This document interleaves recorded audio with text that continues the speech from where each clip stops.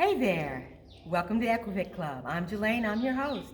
And today we're going to talk about those daily functions for mane and tail care. So if your horse is anything like my horse, he is a mud dauber. And I don't care where he goes, if he can find a big puddle that's good enough for him to lay in, he's going to lay in it. And right now, since in the Midwest, we're getting ready to go for fall season, that means a lot of rain, a lot of muddy pastures, which also means a lot of muddy mane and tails. So we want to know how to prevent some breakage, how we can care for those manes and tails just on a daily basis, as well as when we have cold, wet weather. So come join us. I got my friend Emily with us here today, and she's going to demonstrate some daily things that make it really easy for you to care for your horse's mane and tail. Come on. Hey, Emily. Hi, Jelaine. I'm so glad you came today. So tell me, Emily, because you brought some nice things here. If I want to do some things with my horse's mane and tail, and what should I really have in my grooming kit outside of just my curry comb and my body brush, things like that, and the hoof pick, what things specifically are going to be really good to work on his mane and tail? Okay, so my two favorite things to brush out manes and tails with is going to be a nice big toothed brush and a wide tooth comb, because this is going to give you the ability to get through tangles without damaging all of your hair.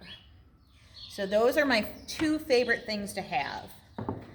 But to help get through that hair, I use a lot of healthy hair, which comes in a concentrate, so you have to mix it.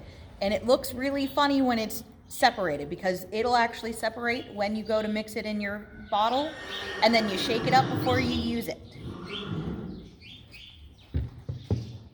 Another one I use is any kind of show sheen or laser sheen. Most companies have their version of it, but it just helps. It usually has a silicone base to it, so it's going to help break up those tangles without breaking your hair.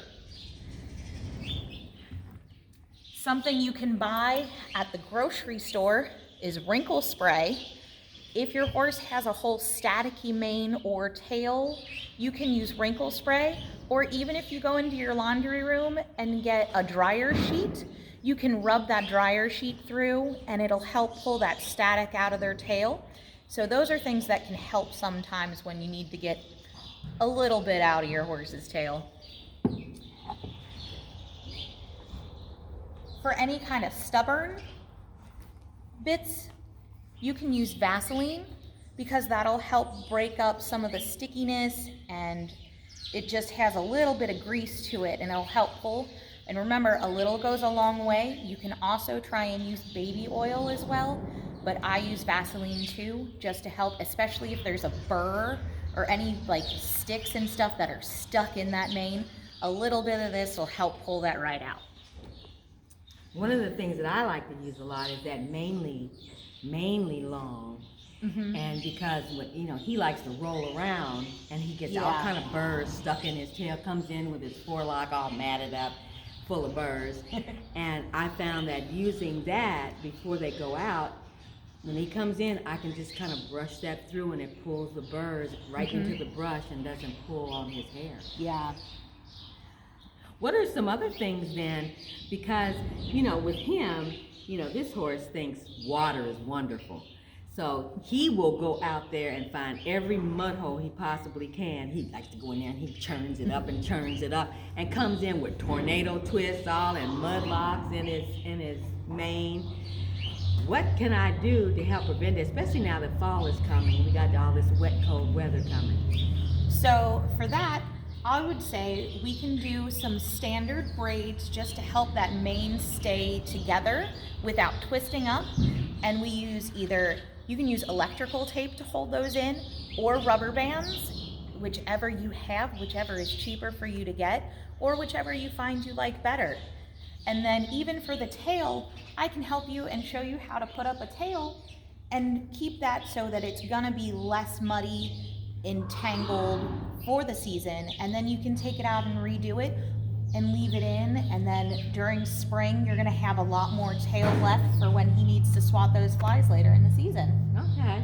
Well, so Emily, I see you brought some socks. Yeah. What can we do with those socks? I'm really curious now. So my favorite thing is when we go to put up a tail, I get an old pair of socks and I make my own tail bag, because this to me is cheaper and easier than going out and buying a tail bag, and it'll do the same thing. And you can use old socks as long as they have enough that you can get your tail in there, and it's just as easy as going in, and you're gonna cut 4 sections.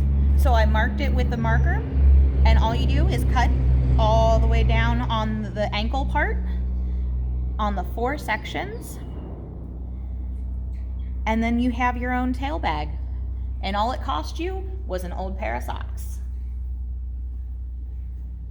Easy to reuse and easy to clean. Throw in the washing machine. That's why I use them, is they're easy, they do dry, they do keep everything clean, they're thick, so they do kind of have a little bit of resistance, that stuff's not gonna just go straight through it. But we can also use vet wrap to help protect your tail when you're putting it up. But I will warn you, if you have a light colored horse and you use colored vet wrap, it can stain your horse's tail. We found that out the hard way. Well, Emily, could you show us how to put his tail in that tail bag? Yeah, let's go ahead and do that. Okay. Okay, so I'm going to show you how to quickly put up a tail to help keep it clean. So we're going to take our brush, and when we start to brush our horse's tail, we want to come down and brush from the bottom first, because if we start from the top, we're going to rip that tail out, and we don't want to do that. So we're going to sit here, we're going to pull out as much of this shavings, but you want to work bottom to the top. And I like to use my leg to help give me something to rest that tail on, so I'm not just pulling through and moving things.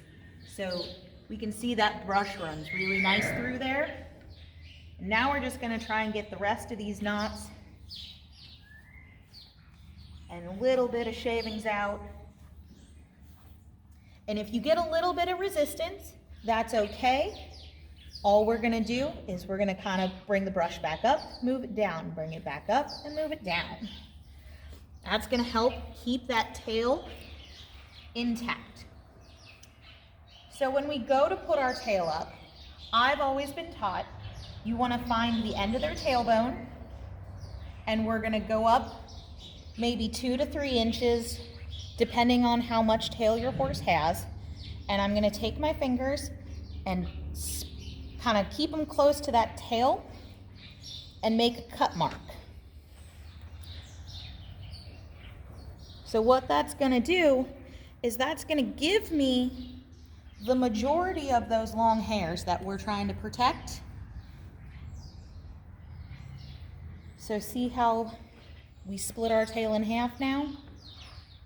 And we still have some long hairs in there, so we could probably go up on Sunny a little higher just to keep some of those longer hairs.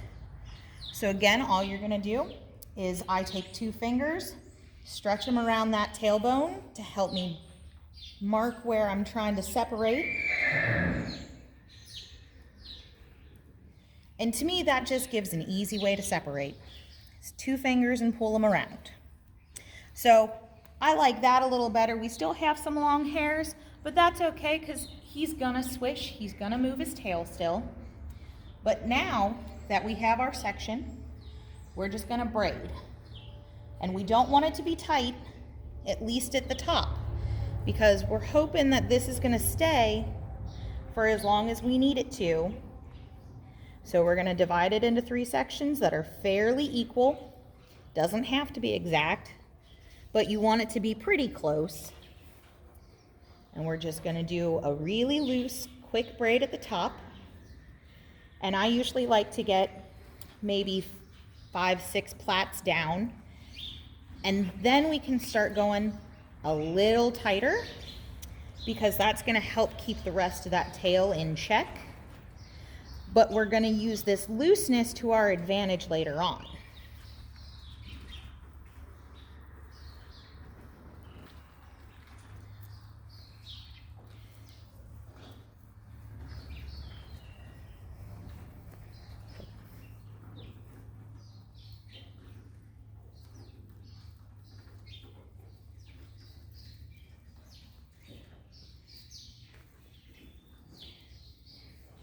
And Sunny has a nice tail, so we want to try and keep this as nice as we can.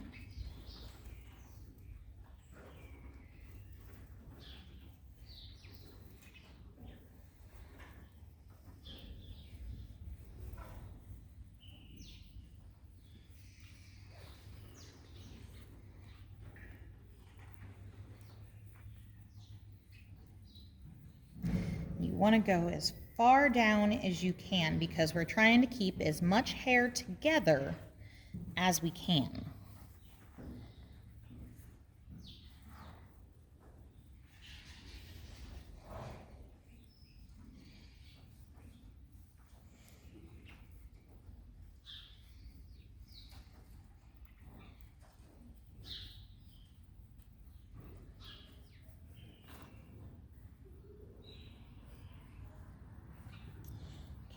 I think I've run out of space there. So I'm going to finish it off with a rubber band. And any color rubber band will do. I like using the small ones because then I don't have to roll it around too many times. And I usually use 2 just to help, because if one breaks, then I have a backup on there already. Now we're going to come back up to the top of our braid, and probably about the second plait, I'm going to make a hole. So I'm going to fit my fingers through there, and I'm going to run this through so that it goes all the way through. And every horse is going to be a little different. Where my sock is, this is about where I want it. So then I have it down again, and I'm going to bring this that end back through that same hole. And so that's nice and together. And if you want, you can even take another rubber band just to help keep that together.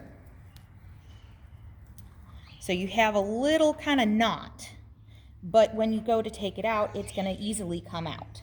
Now for the fun part, your sock. So here's my pre-cut sock. I'm going to take it like I'm actually going to put it on a foot. Make sure I don't have any of that loose hair. And there, it's on. So now I'm going to take 2 of my ties and I'm going to pass those back through that same hole so they wrap around that and they pull out so I still have tails. And then I'm going to come over on the other side and do the same thing with a separate hole. And so I still have my 4 tails, and then all you have to do is I double knot it, and then I double knot the other 2, and his tail is now ready to go defeat the mud. But he still has those wisps, so he can swat if he needs to. Or if he wants to, he can still swish flies, he can still swish other horses, but the majority of your tail is up and safe, and you can leave that in through some mud, some rain, and it keeps the majority of your tail ready for next season. Thanks, Emily. Those are some great tips.